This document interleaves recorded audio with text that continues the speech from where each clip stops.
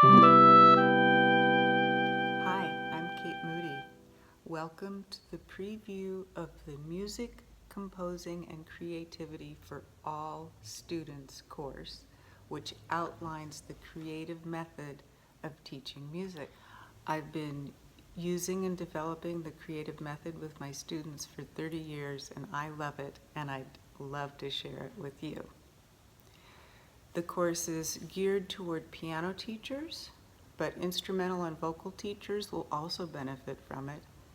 There will be a course specifically for instrumental and vocal teachers coming up. So if that interests you, please drop me a line and I will keep you apprised of the particulars. This course is also good for a mature, motivated, self-starter kind of learner who wants to broaden their knowledge base and their skills with music. So what we're going to do is start by writing a piece together, and after we've written the piece, I'll tell you a little bit about what leads up to that lesson where we're writing the piece together, and then some information about what happens after. And all of that is covered in detail in the course. So the student has been studying the key of G, and so in the lesson they've just played the G scale, and I ask them, please tell me the names of the notes so I can write them down.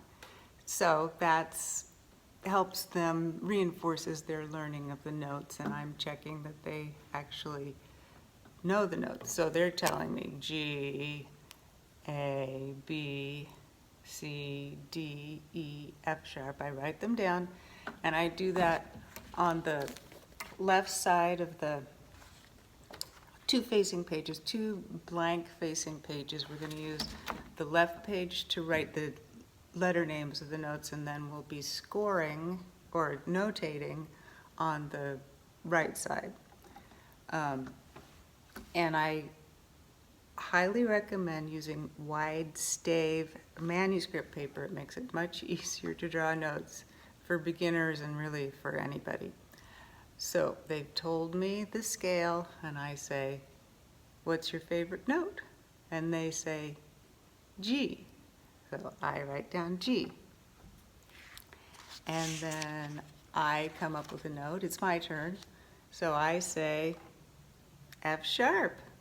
And I write down F sharp.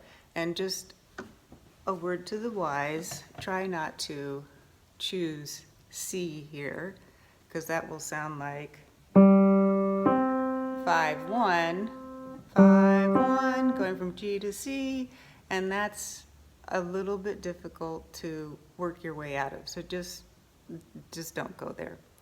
And then it's their turn to pick a note. How about D? Okay, D. So I write down D and I choose E. Great. So I ask the student to play their piece, and the tune, it's not really a piece yet, and they'll play G.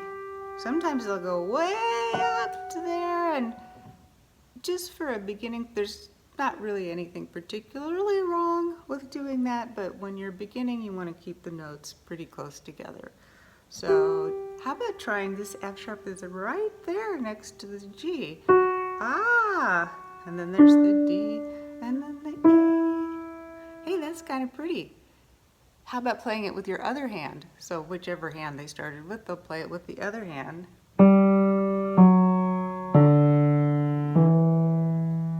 Well, really sounds pretty. So now we're going to apply a compositional technique called sequencing to this tune. So they have already been introduced to intervals. So we're going to review intervals. Okay, you've reviewed the intervals, so now we're going to determine what the intervals are. So from G to F sharp, you count 1, 2.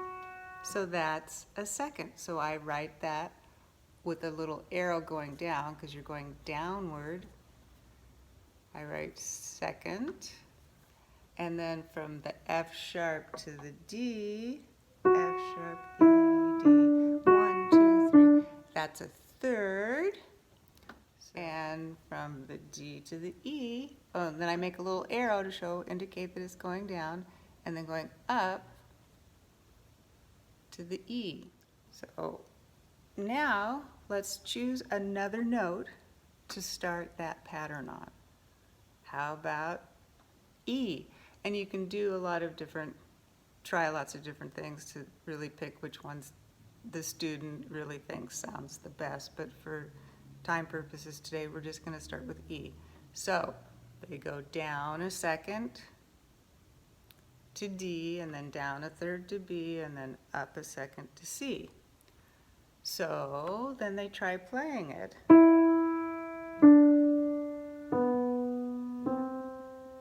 That sounds pretty good too. And look, you're on C. How about if you just walk it home to G? C, B, A, G.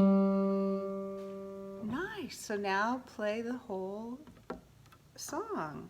So your right hand, then the left hand repeats, and then the right hand can play the sequence,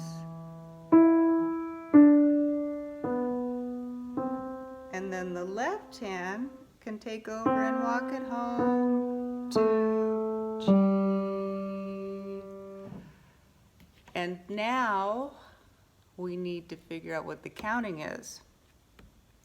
So let's try it in 4 beats per measure, and let's try it in 3 beats per measure. So this is what it sounds like in 4, and they don't have to figure that out. I demonstrate for them. So how about 1, 2, 3, 4, 1, 2, 3, 4, 1, 2. Sounds kind of like you're marching. Now let's try it in 3. 1, 2, 3, 1, 2, 3, 1. That's a little complicated rhythm for a beginner. How about 1, 2, 3, 1, 2, 3, 1, 2, 3, 1. I like how 3 sounds, but just for the purposes of demonstrating the notation, we'll go with 4. So it's going to be in 4, and I write in the counting under the notes, and we're not going to harmonize this very beginning piece. Just playing the melody is plenty. But you can, if you want, after the student has practiced it for a week and come back, if they like it, you can try it at the end. I'll play the last measure. 1, 2, 3, 1, 2.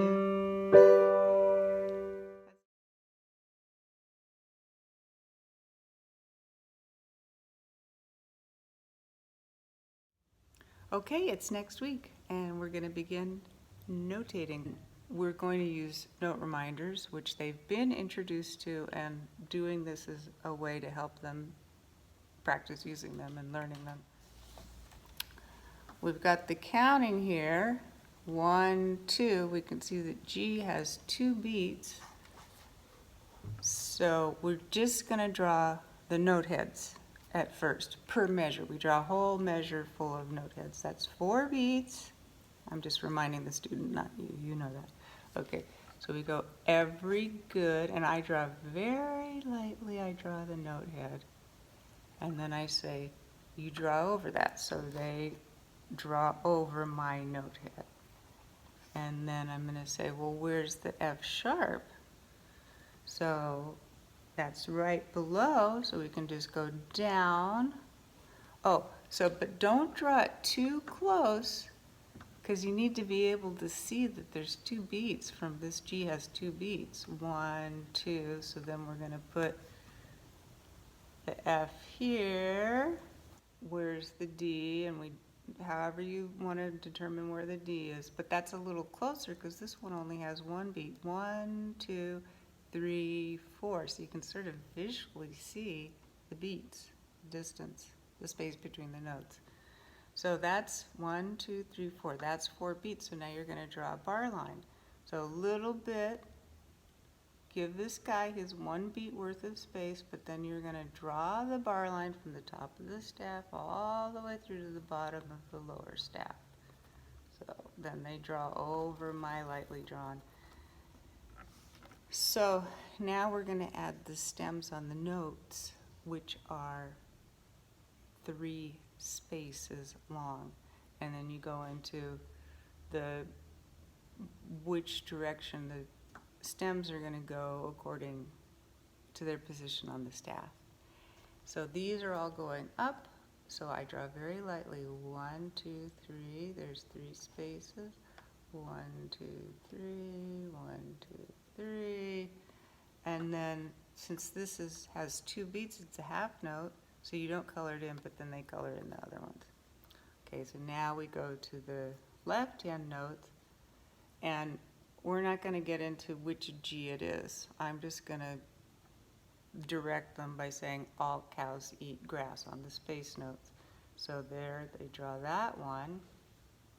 And this is great because now the stems are going to be going down. You'll give that guy 2 beats. And then there's the F and the D. So those stems are going to be on the other side of the note, 3 spaces long, color in those guys, blah, blah, blah. Now the D is on the middle line, but since the other stems are going down, it looks better to have all the stems going down, and it helps you see the direction of the, oops, I forgot the, okay, so this is what erasers are for. I forgot the E, which has 4 beats. Okay, so you get through and you finish the piece. When they finish notating, which often takes a couple of lessons, even for just a few measures like this, because it's just important to do all these little details. And at the end, then they sign their name, they autograph it, and put the date. And there's their piece.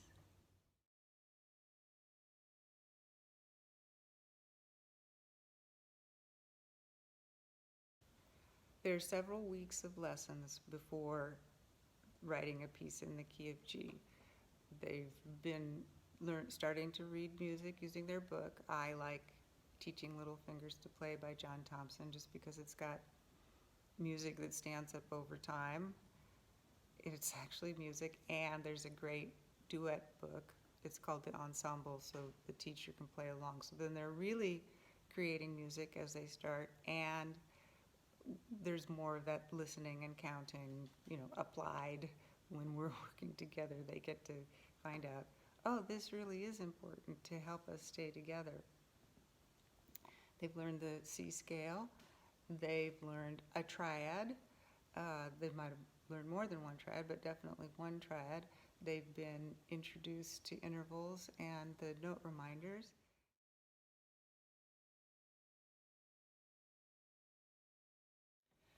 There are lots of benefits to this creative method of learning music. There's just the having a different angle on learning how to read music. You're learning how to read music from the inside out by notating it. It really gives a deeper understanding. And you're making decisions about what you like the sound of. You're discerning, you're listening, and you also have pride of ownership.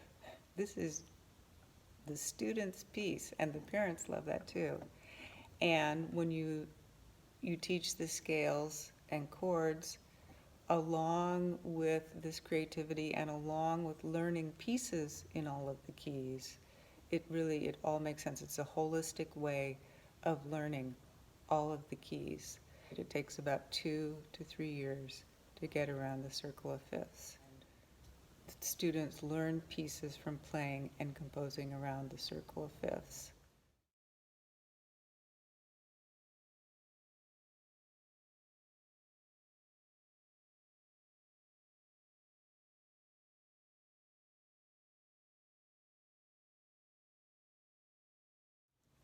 I wrote playing and composing around the circle of fifths when I began teaching and was unable to find pieces I liked in all the major keys for beginning students. It may sound like a lot, but they don't have to understand every little thing. They really don't have to understand anything, just go along with it. And there's usually a pretty big aha moment because there's all these different aspects coming in. It's sort of like a puzzle. And the aha for a lot of students is around A major. And suddenly it's, oh, and it makes sense. Everything's, they've gone through a few different keys with all the same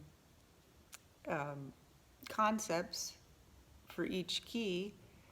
So then they get to start a new world of understanding, building understanding, because that's when I introduce minors formally, officially, for the first time. So as we go around the circle of fifths, we alternate between composing and improvising. So in the key of C, there's nothing. Just playing the scale and playing a triad, that's plenty. And that's one creative thing to do. Play a triad with one hand and play the scale with the other hand. So then we write a piece in the key of G, and then we improvise in D, and I give specific improvising instructions. And then we write a piece in the key of A, and then we improvise in E, and that it just keeps going. So here's a preview on improvising in the key of D. So they've been learning some triads, so they're just going to play a D, a one triad, and then a two triad, E minor. So they've been practicing that, so they can go back and forth, and then just play random notes from the D scale.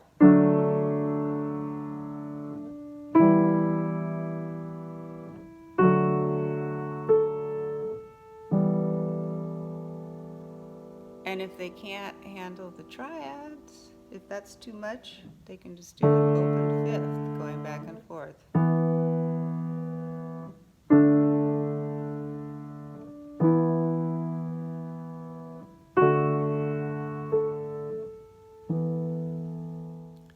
The Music Composing and Creativity for All Students course covers how to introduce scales from the very beginning, simple compositional techniques which transform a short theme into an entire piece of music, why it's important to begin with root position triads and when to introduce inversions, harmonizing melodies, when to introduce seventh chords and arpeggios, using rhythms with scales and arpeggios to strengthen technique, how to do simple improvisation, and some guidance on the pieces in playing and composing around the circle of fifths. So that's it. I'd love to hear from you, and I look forward to seeing you at the course.